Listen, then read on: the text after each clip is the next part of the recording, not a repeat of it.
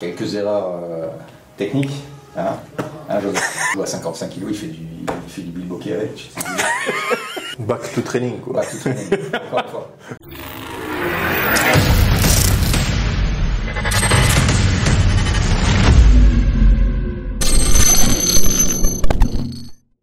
Bonjour tout le monde, bienvenue dans ce nouvel épisode du deuxième podcast lors de la Side, toujours avec Ahmed et Emeric. Un peu lent sur la sortie du deuxième épisode, mais bon, contraintes personnelles, professionnelles. Voilà. Comment allez-vous, messieurs? On va très bien. On ne peut pas être au four et au moulin. Ouais. Mais, Effectivement. On est de retour. Voilà. C'est le principal. Aujourd'hui, on va parler de plusieurs sujets, principalement autour des championnats de France, championnats d'Europe, et puis de l'actualité aussi française de manière générale. On sait qu'il y a eu le King of the Table récemment, le East versus West, on en parlera plus tard. Mais on va parler des championnats de France, faire un petit débrief de manière organisationnelle, d'un point de vue d'un athlète et du point de vue d'un arbitre. Comme ça, exactement. On voit tout. On brosse le sujet. Tout à fait. Et je vais commencer, puisque c'est moi qui m'occupe de l'organisation, comme vous savez. Très satisfait de l'organisation, ça s'est bien déroulé, bien que le samedi ça a été un petit peu poussif, il y en a eu quelques problèmes techniques, c'est la première fois qu'on le faisait sur 2 jours, il n'y avait que quelques réglages à faire, mais sinon au niveau global de l'organisation c'était un succès, surtout le dimanche où ça a très bien roulé, donc ça a plein d'enseignements pour l'année prochaine, 2026 on va le faire à Albi les 15 et 16 mars 2026 à Albi et ça va être nickel. Encore plus de monde normalement sera attendu. Chaque année on augmente le nombre de participants. Cette année une grosse édition avec des catégories à plus de 30 athlètes en senior. Beaucoup de jeunes, catégorie espoir et junior danse. Donc ça c'était une très bonne nouvelle. Et puis après, moi aussi en tant qu'organisateur et athlète, ce qui m'a vraiment agréablement surpris, c'est le niveau global du championnat de France. Là, on a eu dans beaucoup de catégories cette année-là des combats de niveau international. Donc le niveau du bras de fer français monte et j'en suis très content et de participer à ça. Parce que, voilà. Avec tout ce qu'on peut faire, que ce soit en vidéo, en séminaire, etc., la création de clubs, le niveau global en France décolle et j'en suis plutôt très content, très fier et on va bientôt concurrencer les meilleures nations du monde, je l'espère. Pour rebondir sur ce que dit Emeric, effectivement, en tant qu'athlète, moi j'ai vu que ma catégorie a évolué. Était beaucoup plus nombreux, le niveau était beaucoup plus élevé, il y avait des combats beaucoup plus intenses. Pareil dans la catégorie de Raphaël ou dans d'autres catégories, ça présage que du bon parce que plus le niveau chez nous va être important au niveau national, plus au championnat international, enfin tout ce qui est tournoi international, championnat d'Europe, du monde, on sera plus à l'aise, on sera plus concurrentiel. C'est ça. Quand vous regardez les Russes, les Géorgiens, les Kazakhs, pour ne citer que, chez eux c'est tellement intense, c'est tellement la guerre que souvent le championnat d'Europe et du monde pour eux est parfois plus facile en fait. C'est pour ça parfois on a l'impression qu'ils viennent un peu en touriste. Ils sont beaucoup moins tendus que nous parce que ils savent que c'est l'un des meilleures nations au monde et ils sont plus à l'aise à ce niveau-là. Pour rebondir sur ce que tu dis, là juste récemment j'ai regardé les championnats de Russie. On voit Alan Zolev, pour ceux qui suivent le bras de fer le connaissent. Un des meilleurs 75-80 kg du monde, vraiment exceptionnel, une grande famille de ferristes, pour ceux qui connaissent le bras de fer. Donc là, juste récemment au championnat de Russie, il gagne sa catégorie, mais pas facile face à des adversaires qu'on ne connaît pas forcément. Il a eu des combats assez difficiles, catégorie super dense, et forcément, ce que tu dis, c'est que quand ils arrivent en championnat inter, en fait, ils sont habitués au niveau, ils savent que si tu fais de la perf au championnat national, automatiquement, tu es au niveau international, ça va ensemble. Donc ils arrivent beaucoup plus à l'aise que nous et ils connaissent déjà leur niveau. Donc ouais, tout à fait d'accord. Un autre exemple, c'est par exemple pour ceux qui le connaissent en moins de 110 Grishin. Ouais. Grishin qui est habitué et qui faisait souvent des titres en moins de 110. Il a été battu par un mec que personne ne connaît. En tout cas, nous qui regardons ça d'un œil extérieur, ne l'avons jamais vu au championnat d'Europe ni du monde. Il arrive et Grishin, il s'est fait dominer. Ça montre le niveau simplement. Ça, et puis il y a le niveau en Russie, et puis ce qu'on appelle en fait la profondeur d'athlètes qu'il peut y avoir. Au Kazakhstan, c'est pareil. J'ai eu la chance d'aller m'entraîner à Chardara, qui est un des meilleurs clubs du monde. Bon, c'était il y a un moment. Là maintenant, on a pu voir éclore, par exemple, un Nourdelette, qui à l'époque n'était pas si connu que ça. Moi, je l'avais vu quand il était encore junior. Voilà, personne ne le connaissait à l'époque, mais parce qu'il y avait des athlètes devant, comme Majan Chamiev, etc. Bon, on voit ce que ça donne. Hein. Nourdelette est un des meilleurs athlètes du monde aujourd'hui. Et je peux vous dire qu'actuellement, même à Chardara, il y a des athlètes qu'on ne connaît pas et qui sont pas loin du tout. Voilà, ils attendent juste que le niveau de Nourdelette descende un peu pour pouvoir éclore un petit peu, parce que c'est exactement ça. Donc il y a plein d'athlètes qu'on ne voit pas et qui ont un niveau international et qui peuvent et qui poussent, comme tu disais, qui poussent à la concurrence. Et donc les mecs qui sont en place et qui sont champions sont obligés de se maintenir avec un niveau concurrentiel très très fort. Ouais, c'est la structuration là-bas où ils sont beaucoup plus nombreux en licence. Ouais. Les mecs ont beaucoup plus faim. C'est ça. Il y a des soutiens matériels aussi qui motivent. Exactement. Vers ce qu'on veut tendre. Et après, c'est aussi le fait d'avoir une diversité comme ça, mais une densité aussi d'athlètes et de techniques variées, de gabarits variés. Ce qui fait que quand ils arrivent en championnat d'Europe, en fait, ils s'adaptent à tous les styles très facilement, puisqu'ils ont la même chose chez eux, à un haut niveau. Donc ça aussi, c'est hyper important. C'est pour ça aussi souvent que dans ces clubs-là, ça performe beaucoup, parce que tu vas avoir des athlètes de différents morphotypes, avec différents styles, qu'ils maîtrisent à la perfection. Et donc quand ils arrivent, ils ne sont pas surpris par une presse, ils ne sont pas surpris par un top roll, ils sont surpris par rien. Et ils performent, tout simplement. Pour enchaîner maintenant avec la suite, quand on est premier et deuxième des championnats de France, du coup on est potentiellement sélectionné pour les championnats d'Europe. Du coup, là les championnats d'Europe c'est dans quelques jours, une semaine maintenant. Du coup il y a une grosse délégation qui va partir lors des championnats d'Europe. Un peu de pronostic, comment ça va se passer Ouais, plus grosse délégation, plus grosse équipe de France sélectionnée à un championnat d'Europe, 40 athlètes que j'ai sélectionnés suite aux résultats du championnat de France et pour les autres à des résultats internationaux aussi. Hein. Donc première fois qu'on est aussi, cette année on est un sport de haut niveau, c'est la première fois. Donc là maintenant je travaille avec le DTN, qui est directeur technique national, qui est un salarié d'État en fait, hein, qui est mis à disposition des fédés, délégataires et qui ont le statut de sport de haut niveau. Donc c'est un petit peu différent maintenant au niveau de l'organisation, ça va être de plus en plus cadré. Et c'est cette année, avec les résultats Europe-Monde, qu'on va avoir les premiers sportifs de haut niveau à la suite de ces résultats-là cette année. Donc on aura les premiers sportifs de haut niveau du bras de fer sportif de l'histoire, qui seront pour la saison 2026. Et on a les meilleurs Français sûrement qui pourront faire des places, puisqu'il faut quand même faire des places assez proches des podiums, hein, tu vois, soit le podium, soit un top 6 Europe Monde, ce qui n'est pas facile. Mais je pense à Ethan, Thibaut Adamczyk, Alan, Bastien. Mais tu ne seras pas au championnat d'Europe, tu seras sûrement au championnat du monde. Donc on a quand même quelques sportifs français qui peuvent faire des choses. Valentine aussi, en espoir, les féminines. Puis il y a aussi différents niveaux de sportifs de haut niveau. Il y a l'élite qui correspond aux seniors, puisque c'est la catégorie reine. Et puis il y a quand même aussi le statut de sportif de haut niveau pour les juniors et les espoirs également. C'est les réserves. C'est les réserves, voilà. C'est le statut de sportif de niveau réserve, mais qui ouvre des droits et des devoirs aussi.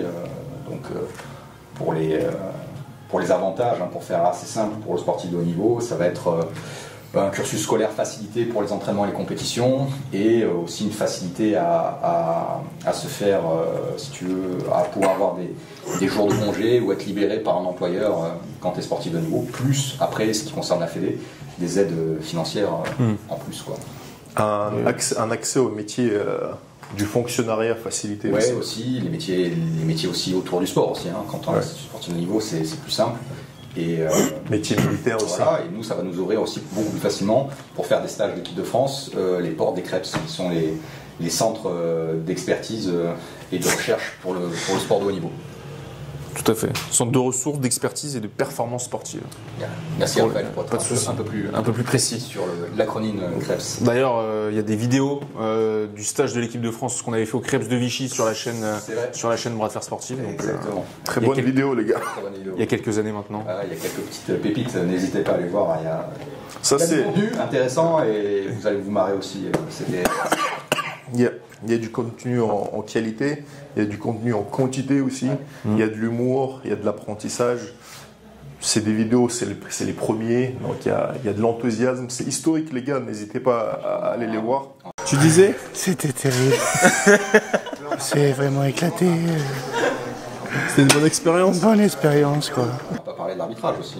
Oui, c'est vrai. L'arbitrage des championnats de France aussi, ça a été une première, puisque on avait 24 arbitres nominés, enfin présents pour arbitrer, et la présence de Risto Delijakov, le meilleur arbitre du monde. Et il y a quelques années, c'était pas possible de se dire que il y allait avoir autant d'arbitres pour un championnat de France.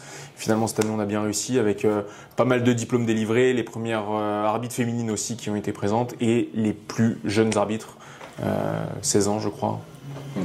Donc non, même niveau arbitrage, c'est mieux aussi. On a plus d'émotion quand on arbitre des beaux combats, donc c'est cool. Si le niveau monte, le niveau d'arbitrage va monter également, le niveau organisationnel. Tout est plus ou moins équivalent. En parlant d'émotion, ça va dans les deux sens. Les athlètes ont de meilleures émotions aussi quand les arbitres sont bons. Il n'y a rien qui est plus insupportable pour un athlète qu'un arbitre qui va, sans le vouloir, soit avantager soi-même, parce qu'on ne veut pas être avantagé, soit avantager l'adversaire par des fautes, etc. Donc quand l'arbitrage est professionnel, il a le niveau, on va dire, d'un championnat d'Europe, du monde, c'est beaucoup plus agréable en tant que combattant de faire les championnats. Ouais, sachant que l'arbitrage en bras de fer sportif, c'est très compliqué. C'est peut-être un des sports les plus difficiles à arbitrer avec le rugby. Mais ouais, c'est assez compliqué d'arbitrer, donc chapeau aux arbitres. Et puis là, on commence aussi à avoir des arbitres internationaux. Là, il y a Hugo, et maintenant Mathis qui va se former au championnat d'Europe. Ouais, donc ça crée des vocations, donc c'est cool, puisque maintenant il y aura les normes. De plus en plus, les normes internationales seront transposées au championnat de France. Et comme disait Hack, si déjà en championnat de France, il y a un niveau international, les athlètes seront habitués. Mais aussi au niveau de l'arbitrage, comme ça, ils ne seront pas étonnés quand ils iront en championnat d'Europe ou championnat du monde des règles qu'ils n'auraient pas forcément vues en championnat de France. Donc l'idée, c'est que le niveau et l'arbitrage soient équivalents, et même l'organisation soit équivalent aux plus grandes compétitions mondiales, pour que quand l'équipe de France part, elle ne soit pas perdue en compétition. Au niveau organisationnel, on est très proche de ce qui se fait sur un championnat d'Europe ou championnat de France, que ce soit en nombre par jour de passages. Alors, en championnat d'Europe, c'est sur plus de jours, c'est sur quasiment 10 jours, mais par jour, on est quasiment sur le nombre. En général, sur un championnat d'Europe, il y a entre 300 et 400 personnes qui passent par jour. Là, on y est quasiment. En France, là, on travaille sur 6 tables. Un championnat d'Europe, c'est sur 8. Donc, on y est presque. Je pense que, peut-être pas l'année prochaine, je pense qu'on restera sur 6 tables, mais vu le développement du bras de fer, on va très rapidement passer sur 8, à mon avis. Comme sur un championnat d'Europe, c'est la même chose. Il va falloir plus d'arbitres, les gars. Ça se passe. C'est tout à fait. Tout à fait. Du coup, on a parlé championnat de France, championnat d'Europe. Il y a eu la Lions Pride Am Wrestling League, où Bastien et Ethan sont allés et ont performé aussi. Ils ont fait des très belles perfs. Ethan, il a perdu sur 3-2, assez très serré. Assez serré. Ouais. Quelques erreurs techniques. Joseph. Ça, il faut arrêter ça. Ça, c'est une petite dédicace. Un peu de pronation. Faut arrêter les trucs comme ça. Ça, c'est terminé, ça. Ça, c'était Ethan, ça, c'était à l'époque de ton père. Maintenant, on ne fait plus ça. Ok. Ça, c'est les erreurs, malheureusement, des gens, on va dire, habituellement, qui sont très forts. Ethan, très fort. Il est jeune, Ethan, il a fait une super paire. Son adversaire était fort, plus âgé que lui, avec plus d'expérience. Et puis, c'est le 3e athlète qui rencontre, entre guillemets, parce qu'il y en avait un de prévu, ça a été annulé, un deuxième annulé, et là, c'était le 3e. Il y a des changements. Après, il a montré beaucoup de combativité. C'était un beau combat à suivre. Ça va lui donner plus envie de revenir et de gagner. Et plus il va faire des erreurs comme ça, on va dire c'est dans les défaites qu'on apprend le plus. Donc il va se poser des questions et comme tu dis, techniquement, il va s'améliorer. Exactement. Et puis Bastien, masterclass. Bastien, il n'y a rien à dire. Il a éliminé la tête et des épaules un adversaire très solide, puisque Martin Norwich c'est plusieurs fois proche du podium. Je pense qu'il a déjà fait un podium Europe, il me semble, Martin.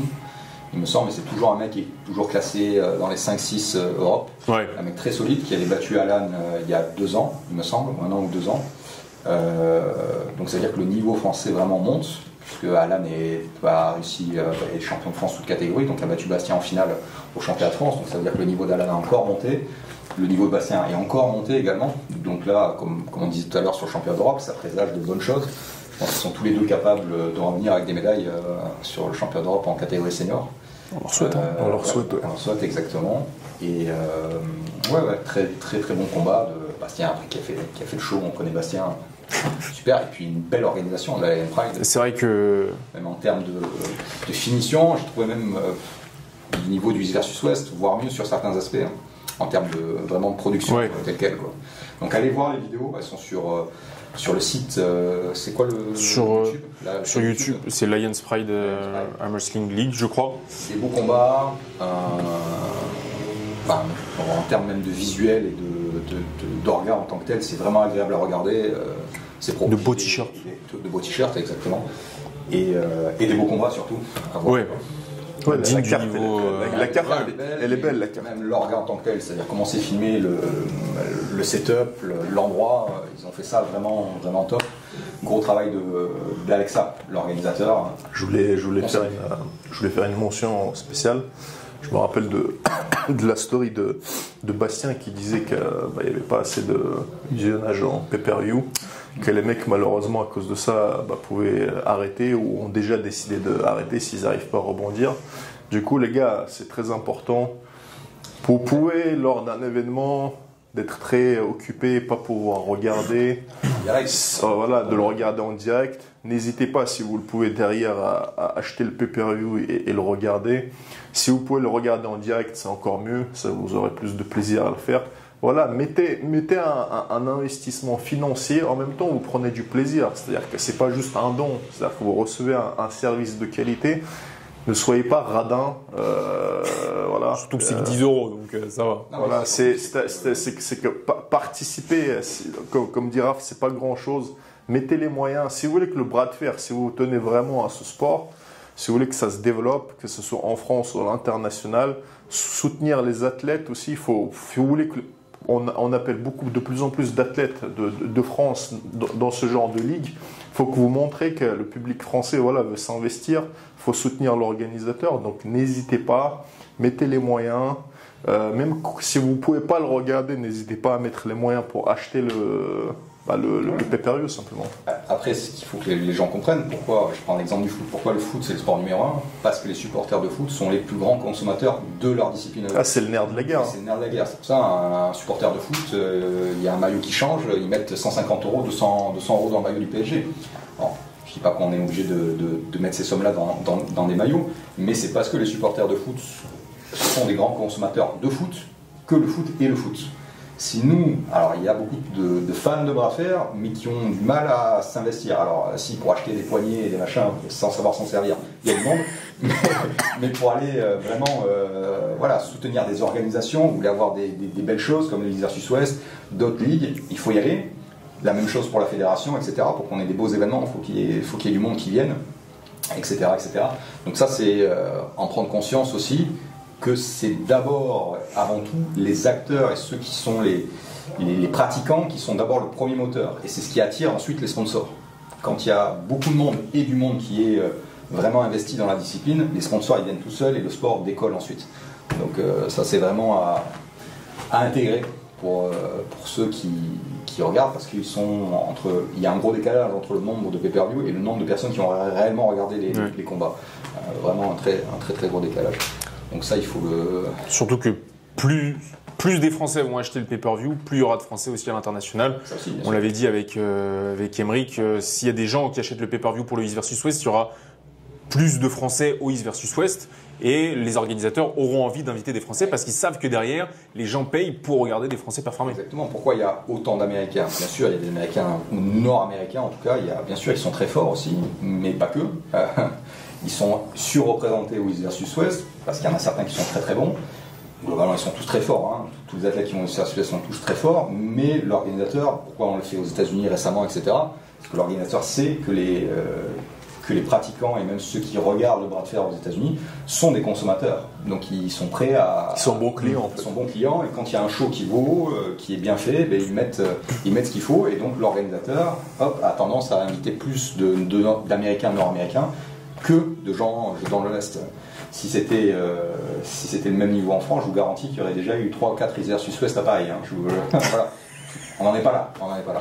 D'ailleurs, pour rebondir sur ça, on est en projet, c'est pas sûr, là c'est un petite info inside info, avec justement le Lion Pride avec Aleska, l'organisateur, possiblement fin d'année, rien n'est sûr encore, d'organiser un premier Open international en France vers Nice avec donc des vendettas internationales, donc avec les meilleurs athlètes français contre les meilleurs athlètes européens, et un Open également international à Nice. On est en train de travailler sur ça.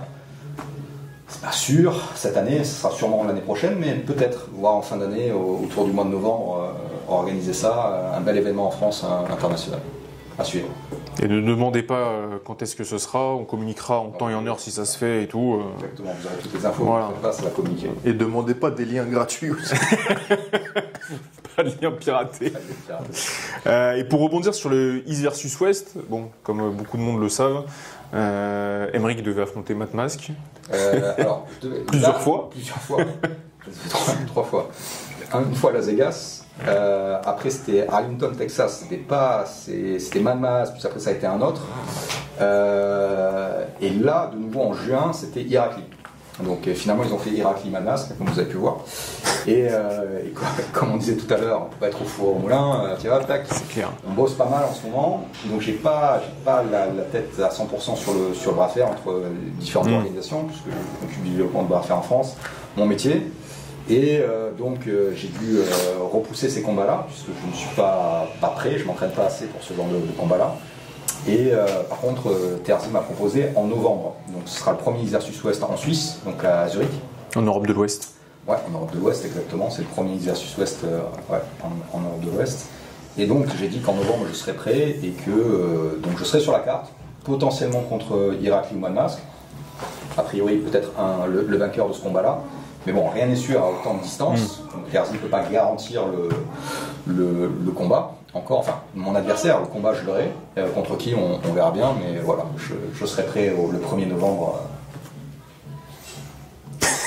Back to training, quoi. Back to training, encore une fois.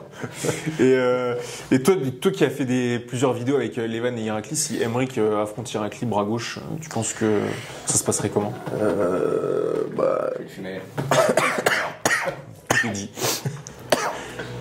Irakli, déjà, bon, ça aurait été le bras droit, j'aurais dit. Bon courage. Oui, bon là c'est sûr. Bon courage, Emeric. C'est le bras gauche, on sait qu'il n'a pas le même style. Emeric, quand il se prépare, il montre un bon level. Donc, pour moi, c'est un match intéressant. Je donnerais l'avantage à Emeric, déjà parce qu'il aura plus faim et c'est son bras fort en plus, le bras gauche. Contrairement à Irakli, je donnerai un avantage bien sûr à Emeric, mais voilà, faut pas qu'Emeric back to training trop. Faut pas qu'il le fasse une semaine avant. Voilà, pas back to training une semaine avant, faut qu'il le prenne quand même. Faut pas qu'il sous-estime dans le sens où c'est son bras gauche, voilà. L'autre s'il vient, il vient pour gagner. Donc Emeric, le tourisme, ça va pas passer, tu vois. Exactement, les gens disent Irakli, c'est vrai que depuis 2019 il l'a pas fait, mais quand il concourait à la WAF, il était champion du monde gauche et droite. Hein. Son bras gauche est très puissant, il est beaucoup moins complet que le droit, moins versatile. Un peu plus en hook, j'ai l'impression. Ouais, hook, top roll moins et biceps. Donc très biceps, tu vois. Donc il est moins, le poignet est moins fort, surtout. Le bras, je pense pas tellement. On le voit, de toute manière, si tu montes 140, c'est que les deux montent. Hein, donc les bras sont là. C'est la main qui est un peu moins forte et il est moins. Comment dire, ouais, je sais pas, un petit peu moins technique sur son bras gauche, il a moins d'options. Donc moi je suis assez confiant, si je le stoppe et que je suis suffisamment prêt pour être proche de lui, tu vois, en termes de puissance, je le vois pas me battre. Il faudrait qu'il, tu vois, son jeu à gauche est plus, tu vois, presque overpower son adversaire.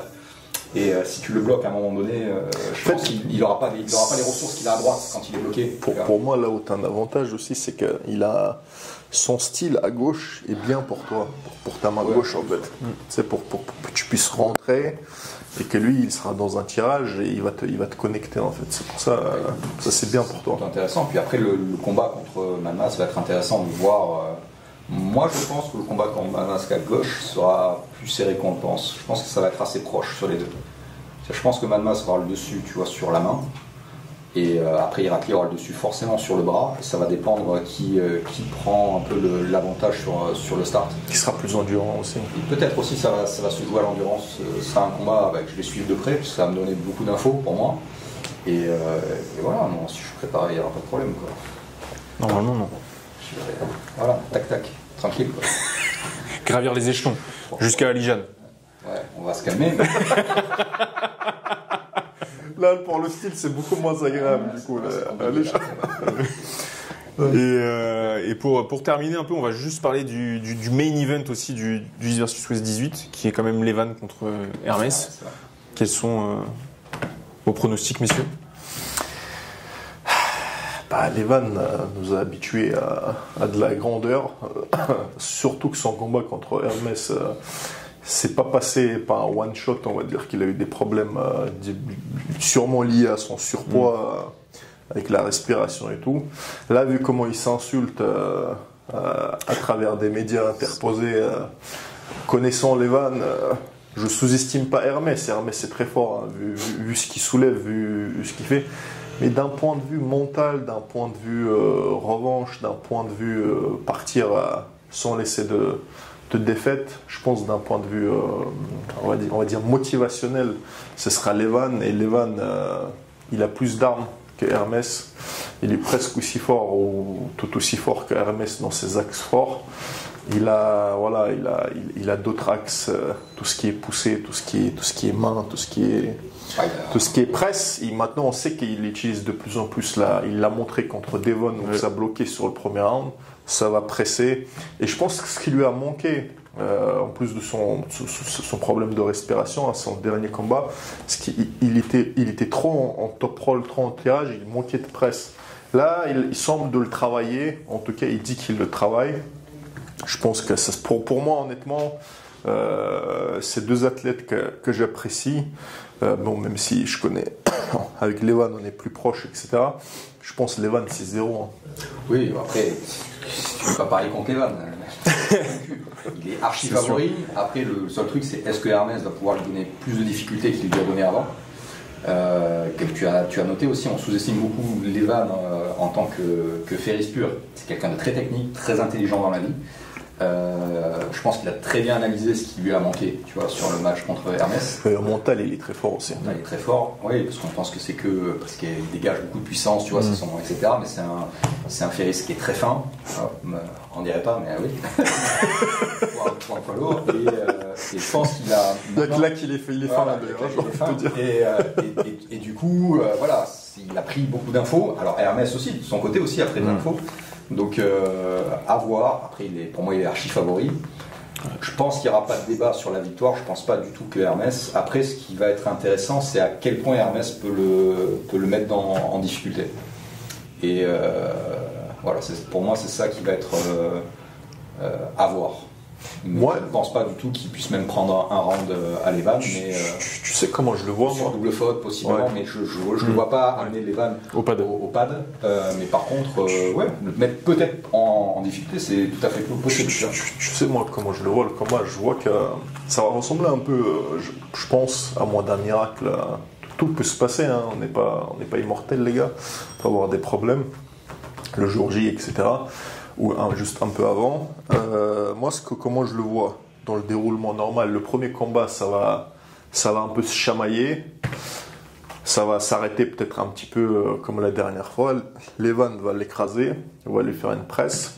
À partir de là, ça va aller très très vite et ça va aller jusqu'à la défaite totale. C'est comme ça que je le vois. On verra le jour J. C'est ça qui est bien dans ce sport, c'est qu'on ne sait jamais, les cartes ne sont jamais jetées à l'avance, surtout quand le level est aussi élevé. Après, à voir. Le point où tu vois Hermès a beaucoup progressé, en tout cas sur les lifts qu'on voit. Après, il faut voir sur la table, c'est sur le rise. Et en fait, tu regarderas bien Hermès, même quand il a gagné contre la Létine, tu vois qu'en fait il s'est dominé sur la main. Il perd souvent sa main ici. Puis en fait, il vient parce qu'il est plus puissant que la Létine avec un gros back pressure, tu vois, connecte la pronation. Il a ramené la Létine comme ça. Mais la Létine avait le dessus sur la main. Levan l'aura aussi, tu vois. Il domine sur la main vraiment beaucoup plus. Et on l'a vu d'ailleurs sur le premier combat, ce qui a permis d'arrêter Levan. La main était complètement battue d'Hermès. Par contre, ici, avec la sangle, il arrive à rester connecté avec la pronation. Et ici, un verrouillage colossal, tu vois, au niveau du bras. Ce qui va déterminer le fait qu'il puisse gêner un peu plus Levan. On l'a vu sur des listes incroyables, tu vois, en rise, le mec il joue à 55 kg, il fait du Bilbo Kéré. C'est vraiment ça, moi je l'ai revu en entier. Bilbo Kéré.